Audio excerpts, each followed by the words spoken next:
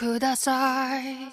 落ちた小鳥にそっと触れるような悲しみをください。涙ぐんで見下ろしてかわいそうだと口に出して靴の先で転がしても構わないわ。汚れててもいいからと泥だらけの手を取って平和になって踊りましょう。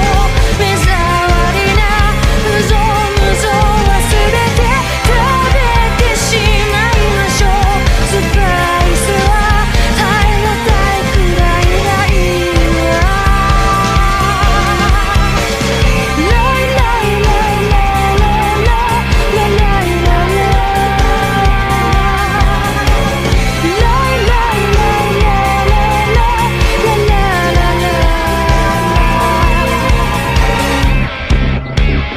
怯えた小鳥はさよならなんて言えなくて愛をこう仕草で黙り込んでつつましいつもり